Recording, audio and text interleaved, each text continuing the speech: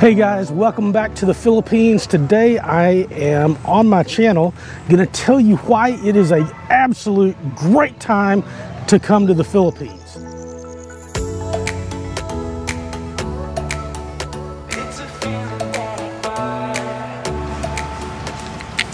So today we're going to talk about why life is so great here in the Philippines and why now is an excellent time to come to the Philippines. If you've been thinking about coming to the Philippines, you've been postponing because of everything that's going on with the world, with the exception of plane flights being expensive, things have opened up here, things have changed, and it's a really good time to go. I'm going to walk over down to this coffee shop real quick and then we'll talk about it.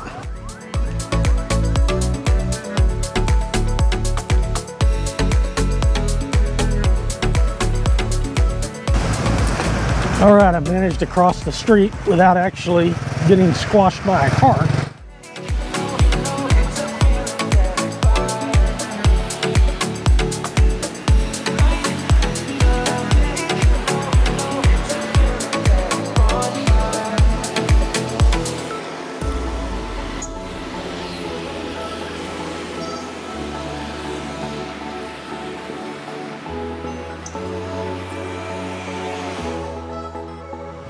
All right, so the coffee shop was a little noisy, so we're gonna head down this side street here and find a little bit more quiet place to talk as we walk. I'll show you as we go.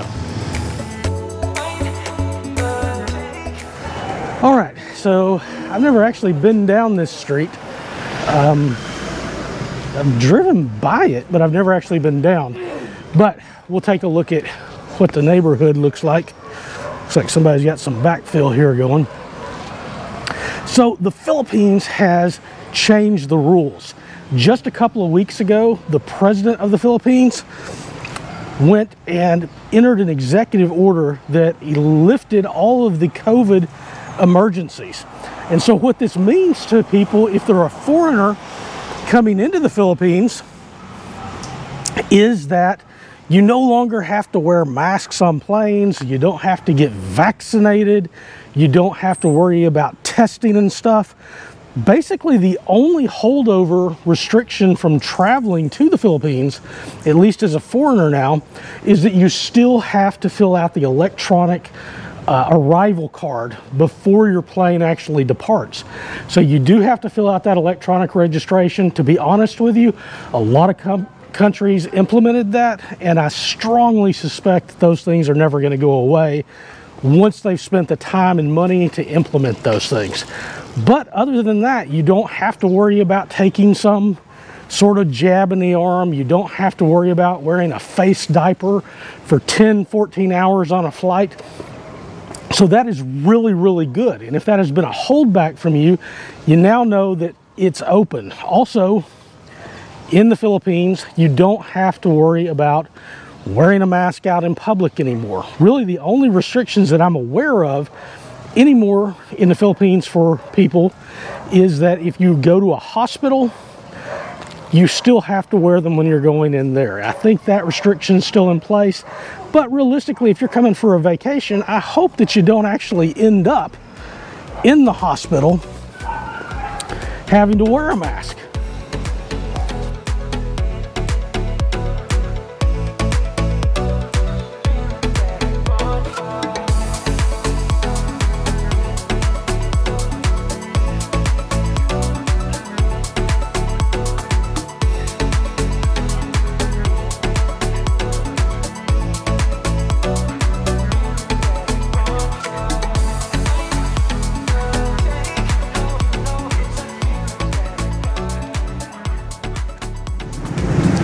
One thing that you have to deal with when you are walking around town or really anywhere in the Philippines is dogs roaming around all over the place.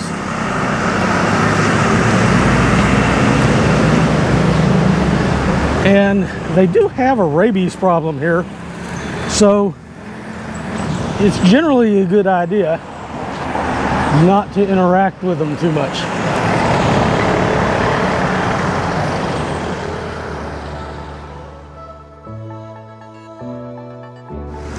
All right, as far as other things relating to restrictions and so forth, even though it's not mandatory to wear masks and stuff here. I think we'll go down this other side street here. I've actually been down it before. It's a little rough.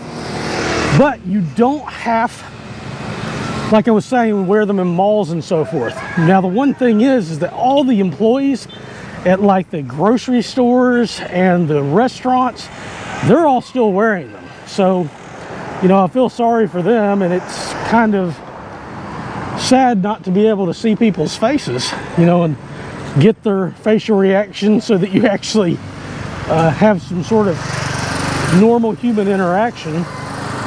At least you don't have to wear one when you're there. All right, this is the next street over. I said it was rough, but I haven't been here in a month and a half. It looks like they may have repaved this thing recently. Anyway, it'll give you a little bit of a flavor as we walk. The next thing is that the costs. So even though there has been inflation here in the Philippines, still compared, if you come from a Western country, your costs and your savings are still so much. Even though you're paying more in airfare right now because of the increase in airline prices, because of fuel and everything else, you're still, once you get here, especially if you're going to spend a significant amount of time, such as a month, 3 months, a year, however long, you can do that and save extreme amounts of money, both in your costs as far as rent for accommodations, as far as food. I've done plenty of videos basically on the cost of living that you have when you're here in the Philippines. And it's just, is it the cheapest place in the world? No, of course not. But it is so much less expensive than if you're being in a Western country such as the United States, such as the United Kingdom.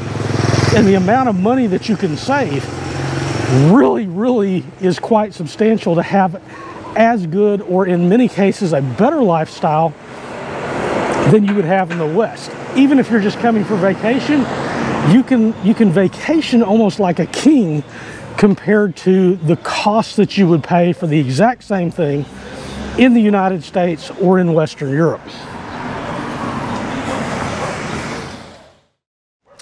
The next big issue is that the Philippines is almost back to normal. So when I first came here, I left Thailand after about 5 or 6 months, and I flew into the Philippines basically when they first started allowing foreigners to come back in.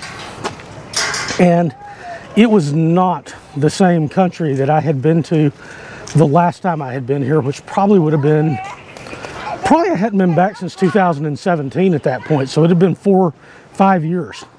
So when I got here, everything was closed down compared to what before. Businesses had gone under. The schools were closed, so people weren't out and about. And what amazed me being here was seeing what happened once the schools, and I'm not just talking about colleges and universities, although that's important, I'm talking about all schools reopening, because when that happened, it really changed the economy. And it's amazing in a country like this how much the school system actually affects the economies. And once the schools did reopen, which was basically last August, that you started seeing a lot more people on the streets, businesses started reopening, new businesses started emerging, filling gaps that were needed, because when people are out at school, the parents, the students, especially in the colleges and stuff, they need places to eat. They need places to get supplies. So basically,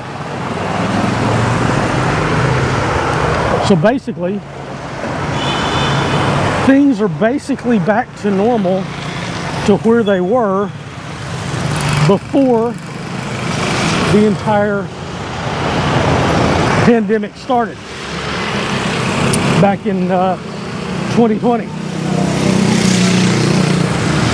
All right, I'm gonna have to merge in this traffic, so give me a second, and then I'll be back.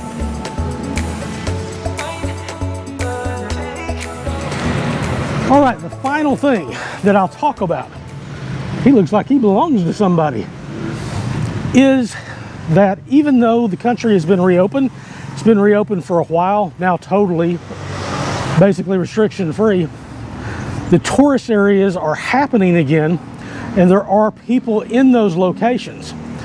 The good side of that is that since they are open, you can go to those facilities, you can have a good vacation for less expensive than you would in other places, but it's not overcrowded yet because the tourists really aren't coming back in droves at this point. So it's a chance to actually experience this place with half, maybe a quarter of the tourist volume that you would normally have. So all in all, I would say, especially now that I'm healthy again, that it's a great time to be here because of those things. I'm very happy here, would certainly visit. I encourage anybody that's been on the fence about it from going ahead and pulling the trigger, because you want to wait 2 years, 3 years, 4 years before you start actually doing what it is you want to do and seeing the places that you want to see. All right, I'll see you guys in the next one.